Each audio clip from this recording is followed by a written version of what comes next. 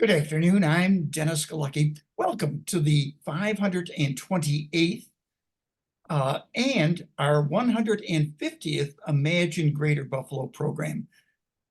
The 150th is our YouTube program. Our 528th goes back to December of 2009. And all of these have been hosted by our wonderful Buffalo and Erie County Public Library. This program is created by the Center for the Study of Art, Architecture, History, and Nature, or C-SAAHN as I pronounce the acronym, and ImagineLifelongLearning.com. Now, we thank you for joining us today, but before we get started, just a little housekeeping. Everyone watching will be muted and your video turned off. If you have a question or comment, please type it into the chat box and we'll go through them at the end of the presentation. We are recording this program so you can watch it again later on the Downtown Central Library's Facebook page and YouTube channels. And please, we hope you share the link with others. Now on to our featured speaker. Suzie Molnar is the Learning Through Play coordinator at the Buffalo AKG Art Museum. In her role as the resident play expert, she works to advocate for and infuse play throughout the museum's programming, its campus, and community outreach initiatives. She also oversees a unique space in the heart of the museum campus, a laboratory for creativity and play, and it's called the Creative Commons. Now, informed by her years as an art educator in the city of Buffalo, Suzie's goal is to provide more access and equity to art and play in the community. Suzie, take it away. Been looking forward to this. Let's have fun with play. Awesome. Thank you so much, Dennis. First of all, I just want to say thank you for having me here today. Really excited to get a chance to talk about this with everybody. So I have a presentation for everyone, and hopefully this will provide some enlightenment and will be fun. So I'm going to tell you today the story of how play came to the Buffalo AKG. Here's a picture of our space. Technically, you're not supposed to sit on the counter, but this was just too good of a photo op, so we let this one slide. Just want to start out by giving you a little bit of information about me. So I was born in Canada. I have a green card, so I'm a legal alien, one of my favorite fun facts.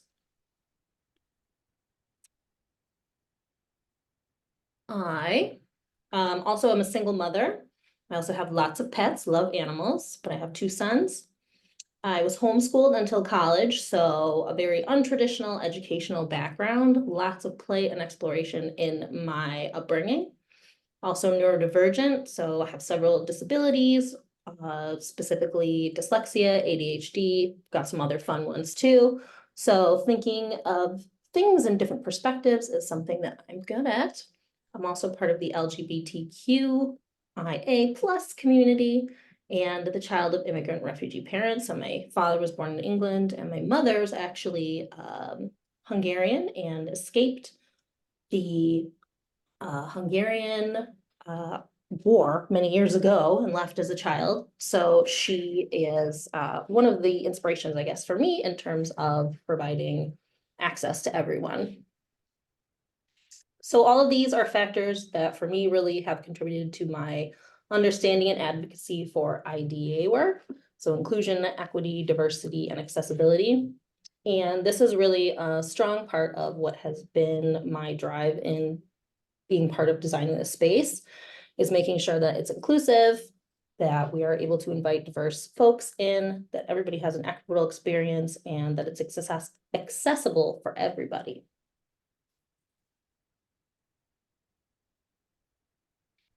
Just a little bit about how I came to the AKG and how I ended up as being the play coordinator. I started out as an artist. I had very little interest in rubbing elbows, so I went to teaching school as a fallback plan and ended up falling in love with watching other people making art, kids, adults, everybody.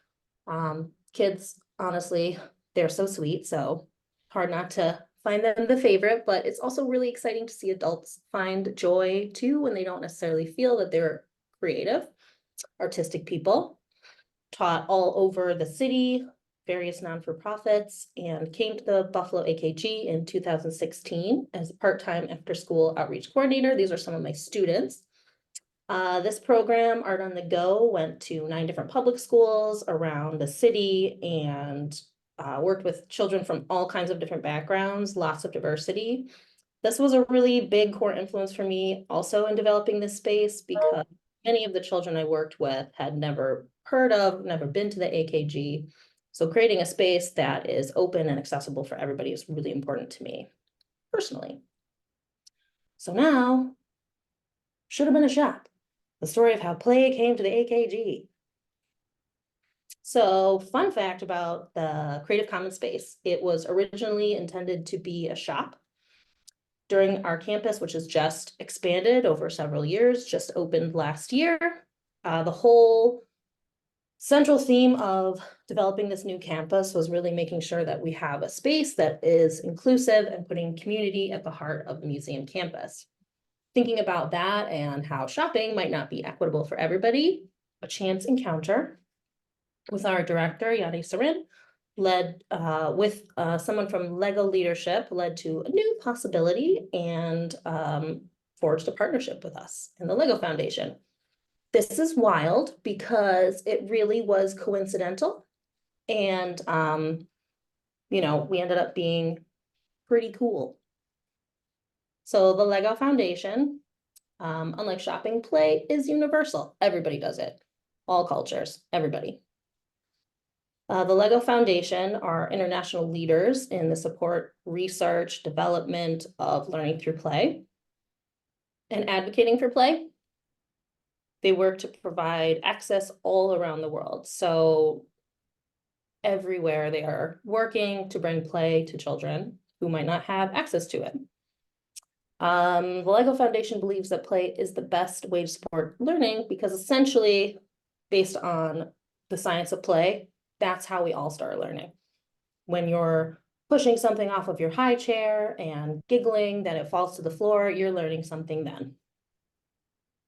This is just a little quote that I liked from their website, that rather than pushing children to think like adults, we might do better to remember that they're great learners and try hard to be more like them. So this is, again, is something I've spent a lot of time with kids, and I think children and play is really fun and inspiring and important, and I'm hoping that we can bring that to kids and adults at the AKG. The Lego Foundation, one of the things that they're really well known for is the development of the 5 characteristics of play. So these 5 characteristics are joyful, socially interactive, actively engaging, meaningful, and iterative. Joyful meaning it brings you joy, it's fun, it makes you happy. Socially interactive, so you're interacting with others while you're playing. Actively engaging, this could mean moving your body, but it could also mean being really engaged, like in the flow state of art making, or when you're really invested in something. It's meaningful, so it has a personal connection to you. This could be like deeply emotionally meaningful, but it could also just mean like, oh, hey, that looks like a banana. So it's just finding ties that are relevant for you.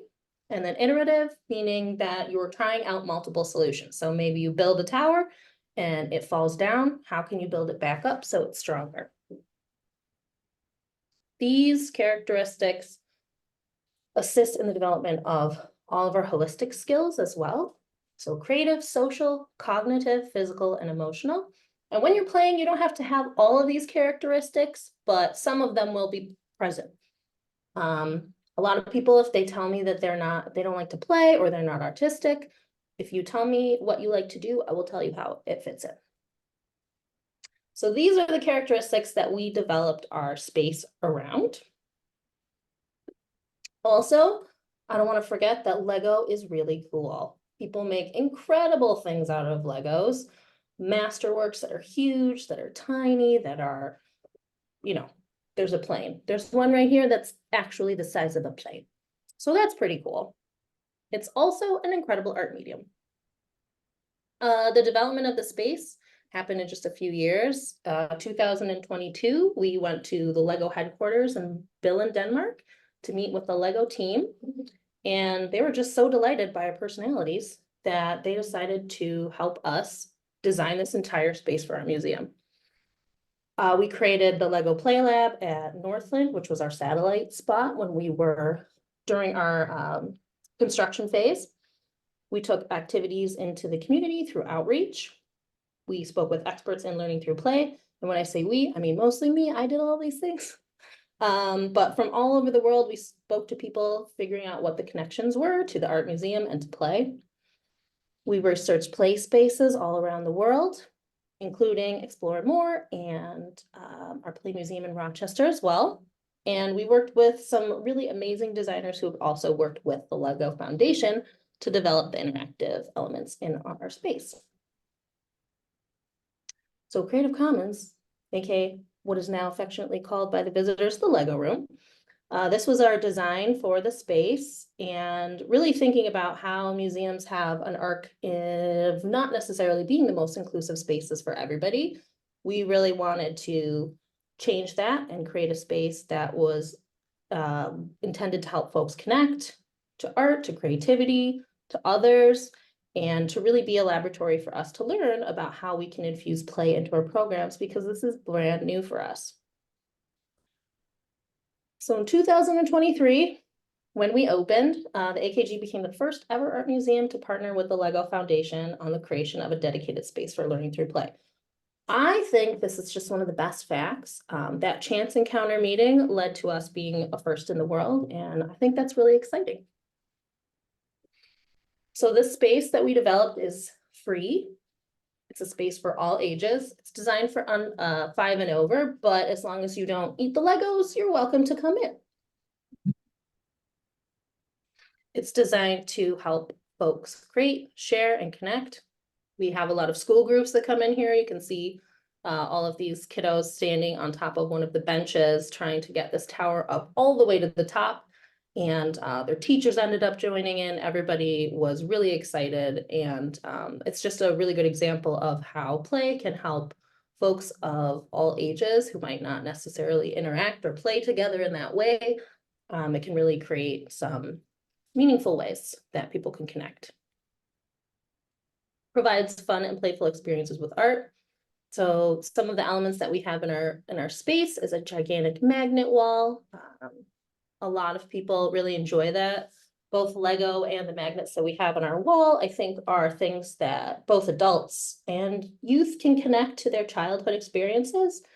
So we see a ton of really cool stuff coming out of the space. Also a lot of parent or caregiver and child interactions, which is something that the Lego Foundation is really interested in cultivating. So it's really exciting to see. We also want to make sure that the space is linking you to the AKG collection. So we have some really cool interactives, digital interactives that actually allow you to put your work into a photo box, scan it, and then find what works are matched in the collection. We also have on our magnet wall reproductions of works in the collection that you can add to and change with other magnets. And ultimately, we really want to bring people together to share their ideas and to interact with each other. I think this picture on the left was from our opening weekend. So that was the first time I got to see the space in use. So this was just the first year for us. You can see a lot of different types of interactions that are happening in the space. And in terms of what's coming up next for the AKG and for play, I wanted to give everybody a little update. So we're going to be starting an evaluation of Creative Commons. So asking people, taking surveys, finding out, is this space changing the way that you visit the museum? Is having an opportunity to build and to play something that has made it more accessible, made you feel more comfortable, made it feel more welcome? So these are questions we're really interested in finding out. Our first play event is coming up in April, so April 4th to 8th. The 8th is also the solar eclipse, very exciting. That whole week, of April 4th through 8th, we are going to be doing a whole week of playful activities. That's also Erie County Free Week, so the museum will be free for all Erie County residents. So information about that will be up on our website in the next few weeks. Another thing that I would love to do, that we're planning to do in year 2, is working with artists from Buffalo and beyond to create works of play that folks can interact with or are involved in the making of, to really connect our artists and our community together. This is my goal for the space. In 10 years, let's say, it's pretty much just run completely by our visitors' desires and what they would like to see in the space. This space is really intended for community and for folks to be able to feel like they are co-owners and co-developing the space. We're also going to be including play in our other outreach programs, such as the Art Trek. So that, if you don't know, is our mobile outreach initiative, and it goes all over Erie. And we're planning to bring play into those activities as well. We also have learning through play in our school tours. And the biggest thing is that we really want to find out what people would like to see. So I guess that's my question for everybody here is, what would you like to see? How would you like to see play incorporated into our museum? And I also would like to know any ways that you played as a kid, what you think of this whole play initiative at the museum. Do you think it's a good idea? I'm really curious about just what everybody else thinks. So if you have ideas, you're welcome to reach out to me. Here's my email. You can also stop by the museum. I'm always happy to give you a tour of Creative Commons, and you should definitely check it out yourself, because whenever the museum is open, it's always open and always free. And my last slide, just to say again, thank you so much for having me here today. Suzie, that was just a wonderful presentation. Thank you very much. You make the AKG proud, I'm sure. I'm not even sure where to ask, because I was going to say what age group is predominant, but I realized there is the child of all ages that are the child within us all that gets to play with Lego, especially the blocks that you have. But predominantly, are you finding this with parents with 5 and under kids? Is it the 5 and to 10-year-old? Have you noticed some sort of trend to see what type of children are filling the space more usually than not? Definitely kids that are of the age that they can run. That's definitely something you commonly see when kids walk into the museum, into the town square, which is a big open area, and then see Creative Commons. They just book it right in the space.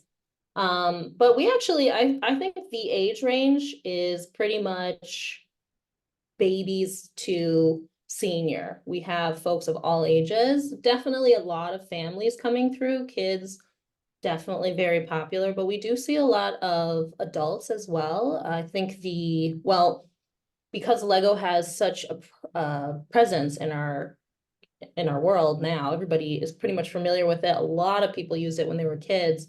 So that's something that's been really exciting for me to see, is adults coming into the space and getting really excited to start creating things. Yeah, so we have many, many ages coming through the space. It's pretty cool. Even preschool. Good. All right. Well, you invited the audience to submit any questions or comments to you, and they have your email address. But this is a convenient time, folks. Melissa, do we have any questions from the audience? We don't have any questions just yet. Come on, folks. This is your chance. The title is Learning Through Play. You touched on it, but there is quite a bit of research, I understand, that does tie the learning aspect through play. It's not just a hunch. There's quite a bit of science behind it. Can you comment a little bit on that science? Yeah, so the field of learning through play research is pretty extensive. It's actually huge. from the study of play in humans, but also through animals. It's something that is, again, it's universal. It's all animals, mammals, we all play. And basically, if you look at the science, it says that playing is how we learn. That's how we all start out learning as babies, as little ones, exploring our world, being curious about it and trying things out.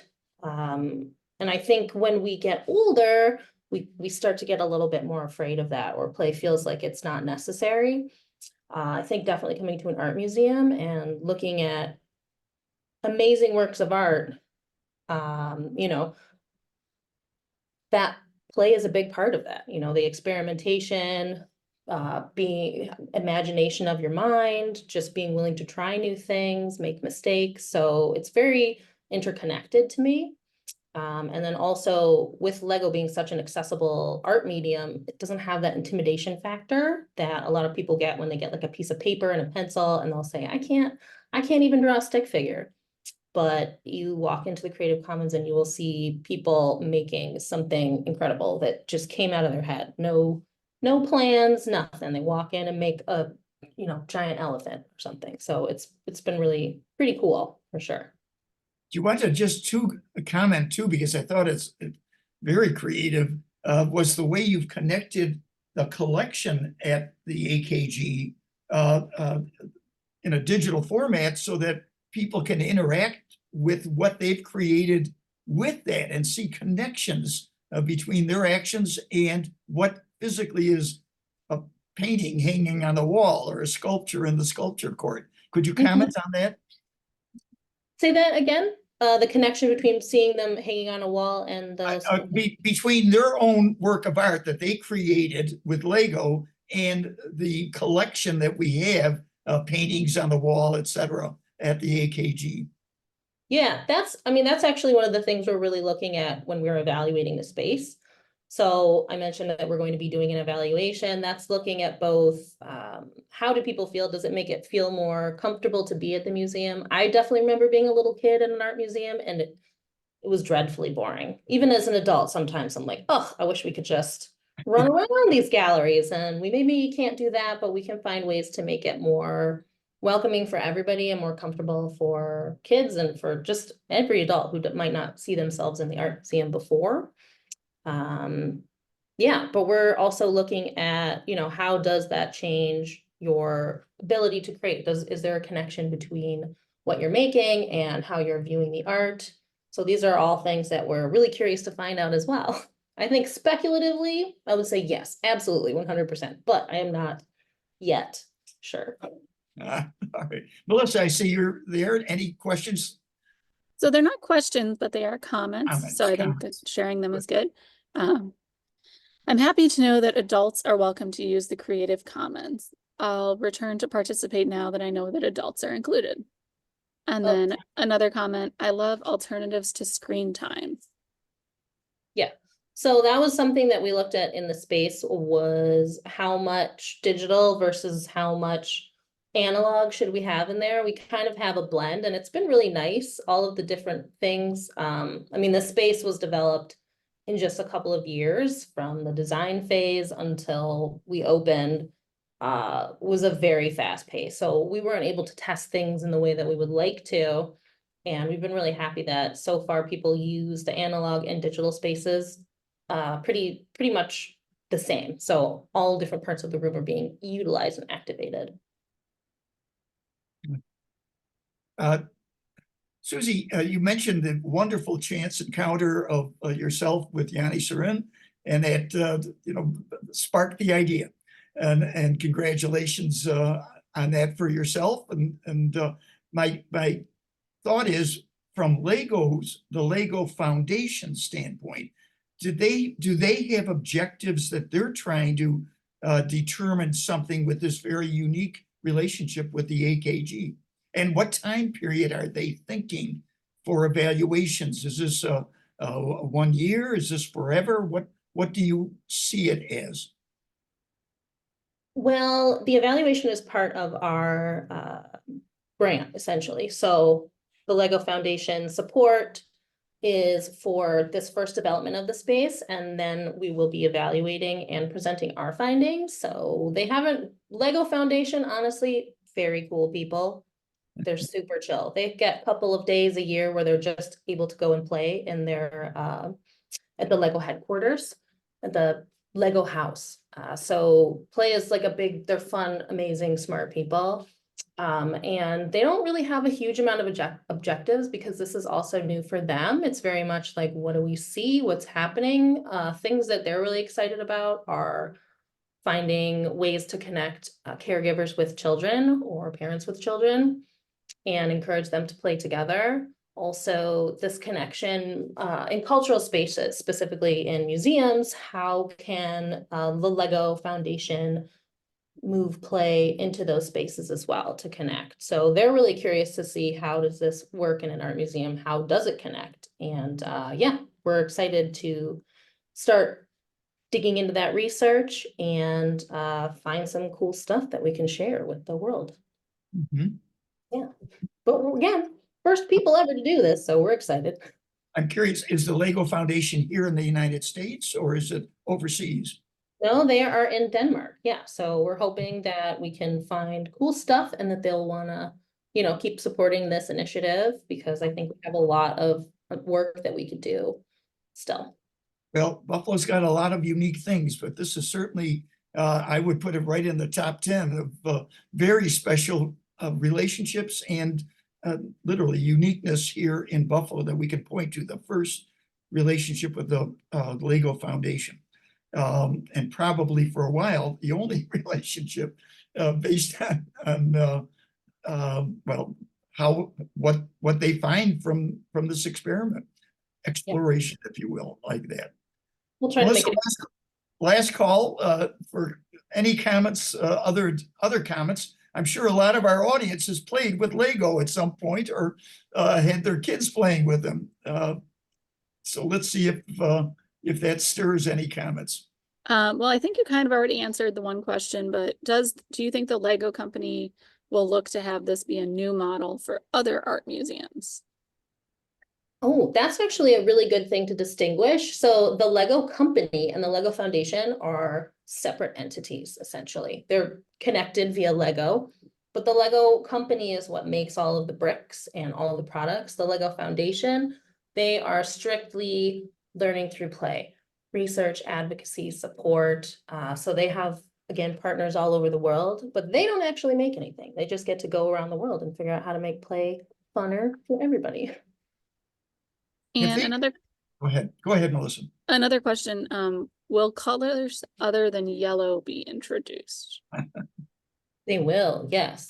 They will be. So one of the reasons we chose just a monochrome brick to begin with was thinking again about how we're connecting art and to the museum as well. So that idea of monochromatic colors, really forcing you to consider the shape and the form of what you're making and just taking a little of the decisions away. But yes, we will have some new colors coming up for spring. So look for that on the first day of spring. You already have a second color. I was there this weekend and giving a tour, and I noticed that you do use two colors now. So that's an angle. Well, this is amazing.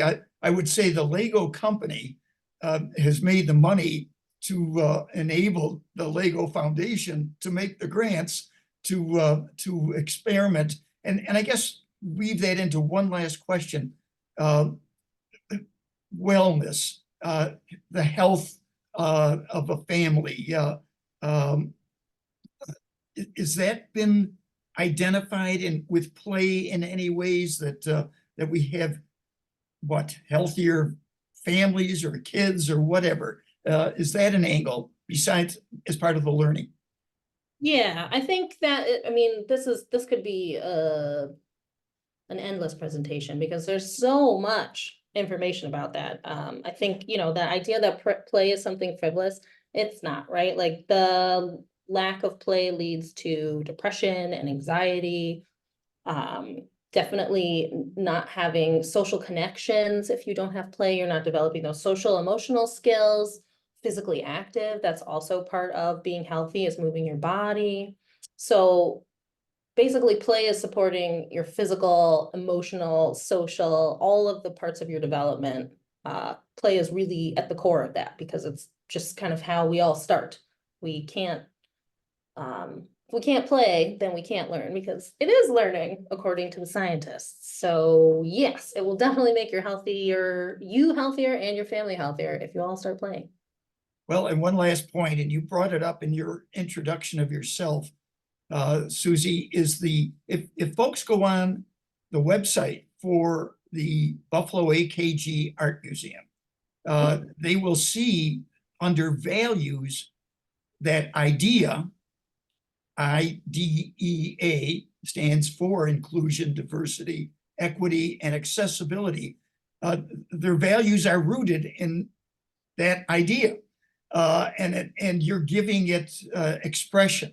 And a lot of people can write things and put them in a mission statement and a vision statement, but you're making it come alive, Suzie, and I think that's most important. And I greatly appreciated that you included that in your introduction as part of your own journey, and the integrity of you articulating an idea philosophy from accessibility to inclusion to diversity to equity.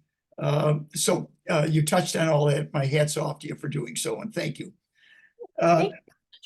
I think that art and play should be for everybody, and yeah, I'm really hoping that we are creating a space that brings more people to the art museum.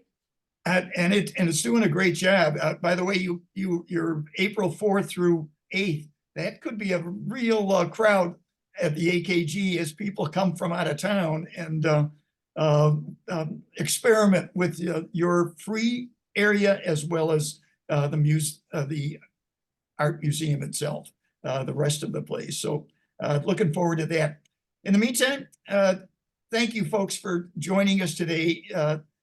And again, thank you very much for a great presentation, Suzie.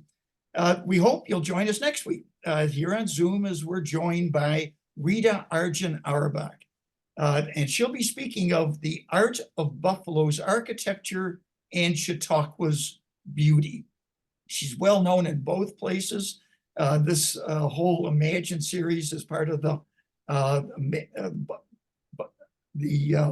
Buffalo Chautauqua idea that I've been exploring for years, and connect that. I'll mention for the first time that Buffalo Day, the 15th annual Buffalo Day, will be on Tuesday, July 23rd, week 5. And it will be touching on inclusion, diversity, equity, and accessibility.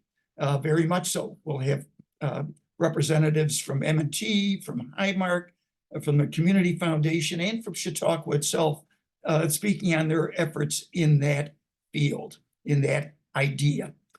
So mark the calendar and hold that date. Remember, all Buffalo residents are free for the day at Chautauqua on Buffalo Day that live in the 44 zip codes between 14201 and 14280. So that's a preview, and the first time we've mentioned it here on the Imagine program. So folks, enjoy the warm weather we've got today. I'm Dennis Galucki. Be well and good day.